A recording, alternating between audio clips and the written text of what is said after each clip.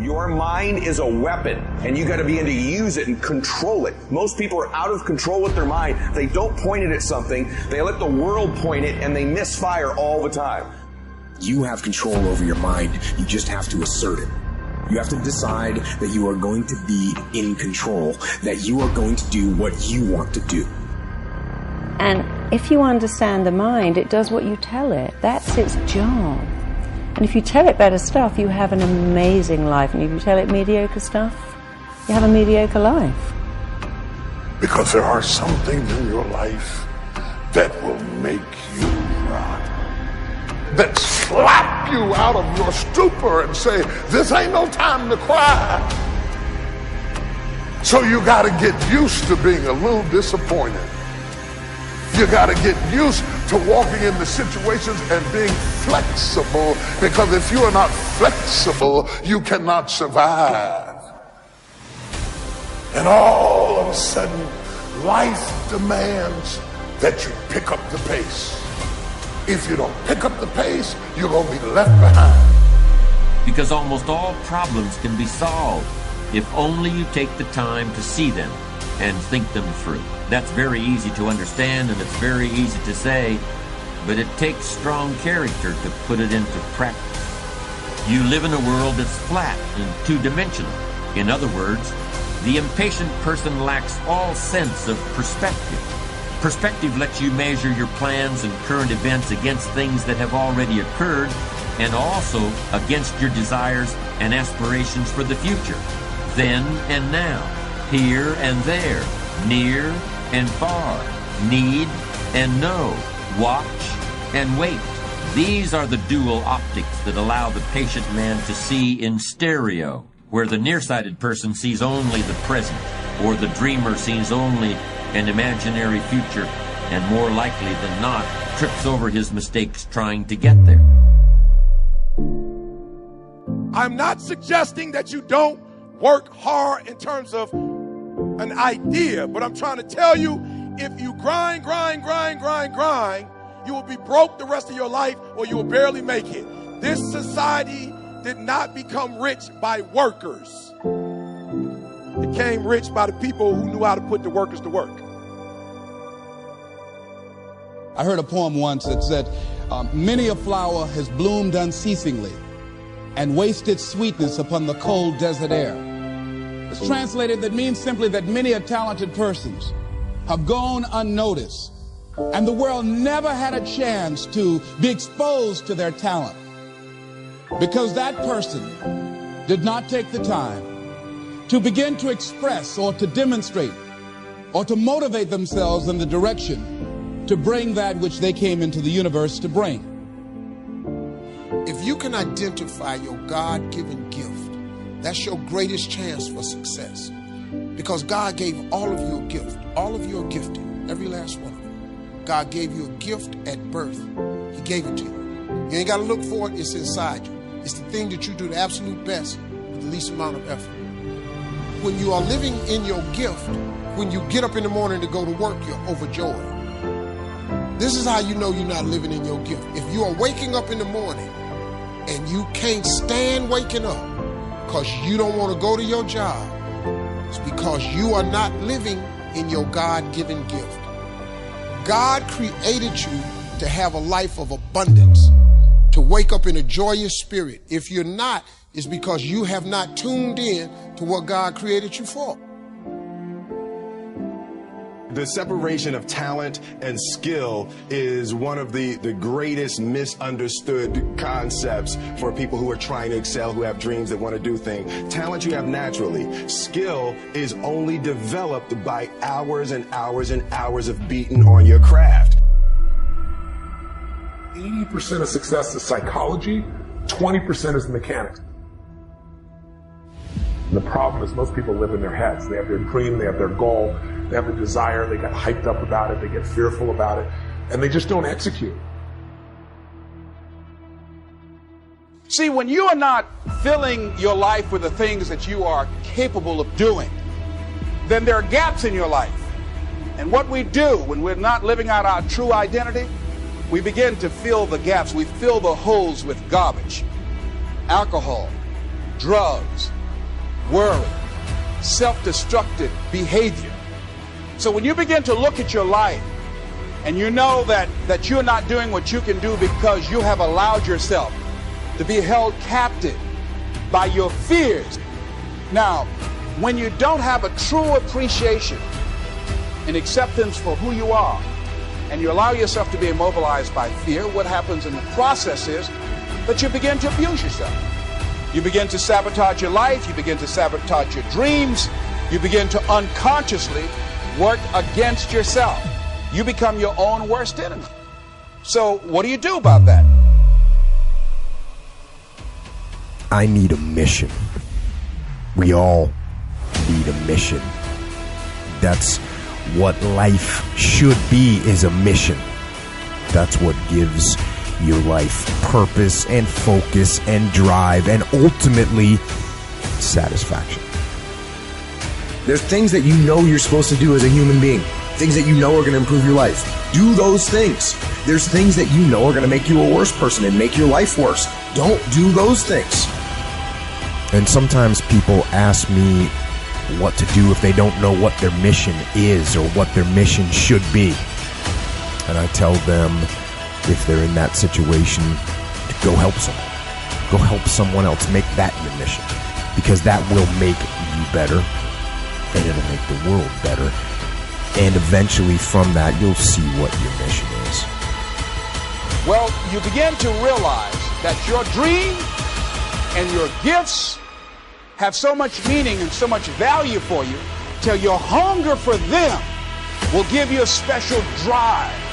As you work on yourself, as you begin to acknowledge your true identity, the true power that you have, the true capacity you have to bring about change, the miracle-working power that you have within yourself to do the things that you want to do.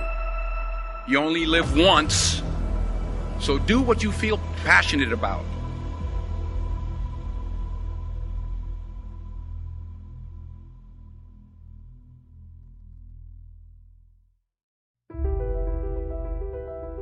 So I'll start with this. Your life is a physical manifestation of the conversation going on in your head. I'm going to start with that. Can we just speak for like 24 hours on this? I love this. Right. Your life is a physical manifestation of the conversation going on in your head. So if you said nothing but thought everything, your life is going to show up to make your thoughts true. So you have one job. You have one job in your life for you, to make what you think about life true, so that you're not wrong. You don't want to walk around wrong. You want to be right about the life you see. So you're going to work hard to produce the life that you talk about in your mind. Whether that life is no one loves me, I'm all alone. You can be in a group of people and you will think, I'm so alone. And you will feel alone, and things will show up to co-sign your loneliness just because you're looking for that. And so if you start with, I'm going to say the mind, like the mind is that thing. The mind is the core engine. It starts all things. It shuts all things down. When I start thinking something different, I'm like, hold on, stop. I want to think something. I shut down that behavior. I shut down that outcome. When I birth something, I birthed it in my mind. I focus on my mind. I see myself there in my mind. Before I got on with you, I was doing guided visualizations. I'm recording them so people, and I mean, they're juicy. And I'm saying, see yourself here. Because if you can see it, and then the key is evoke the emotion as if you were there. Yep. Right? And that's why people who are sad all the time are sad, because they're thinking of things that make them sad. And then the emotion follows the thought. So I'm going to say everything starts with your thought, Lewis. But let me just say this. When you speak your future into the world. You speak your future. Whatever you say, whatever falls off your tongue, when you say I am, right? The unconscious mind says, and you are so. Whatever comes on the other side of that. And so you ask me a hard question, which one is most important? The thought, it starts with the thought. I think the thought is that's where everything originates. And then you add a whole lot of turbo boost to it with your tongue. Most people are not living their dreams because of fear, ladies and gentlemen. I was in Columbus, Ohio yesterday speaking for a particular Ohio department. Young lady named Karen who greeted me, who organized the event. Very talented, very skillful. And she was talking about she wanted to become involved in the consulting business. I said, why aren't you doing it? I said, you have the abilities. I said, you're not here because they like you. You're here because you're doing the job. You're making things happen. And she came up with all kind of ideas, but finally she said, I guess I can't see myself doing it. I guess I'm afraid.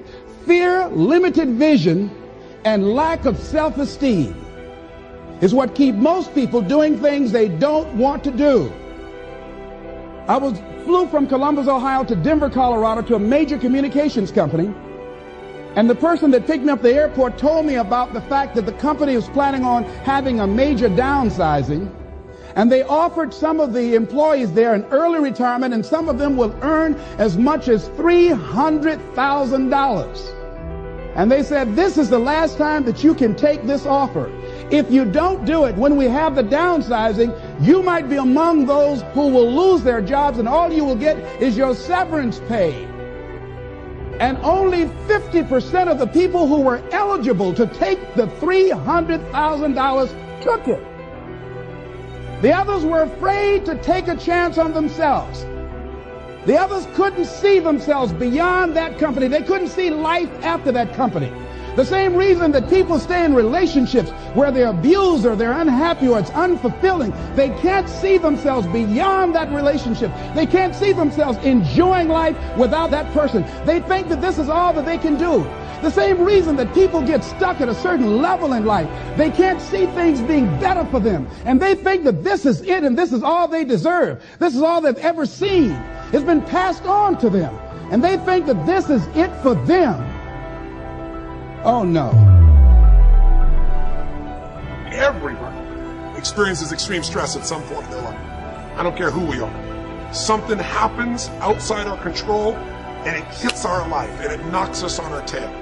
It might be a health stress. It could be something with your family. It could be economic, career. It could be something emotional that happened, biochemical. There's so many things. It could be an environmental situation that had nothing to do with you. Every one of us in our lifetime are experiencing extreme stress. And these days, because of the economy and the way we respond to it, the majority of people are experiencing some form of extreme stress, at least according to polls. Stress doesn't come from the facts. Stress comes from the meaning that we give to things. Yes, those things have happened. But the real question is, if we fight what's happened, we've got a problem. We've got to decide, what are we going to do with what's happened in our life? How are we going to take this? How are we going to mold this? How are we going to turn our life around? Because when you come up with a new meaning, you get a new life. We're going to take a look at something from a different perspective. We're going to ask you this question. What is the single force that controls the quality of your life? If there was one gift our Creator has given us, or the universe, whatever you believe, what is it? What is the one power that you have right now in this moment that can change everything? You have it, I have it, we all have it. This one singular individual power that can change anything in our life, regardless of what's happened to us. And I know you know the answer. The answer is the power of choice. The one thing we have in this world is we can't control the events, but we can choose what to focus on, we can choose what things mean, and we can choose what to do. Those three choices, those three decisions really control our life. It's not so much the conditions of our life that control our destiny as much as the decisions of our life.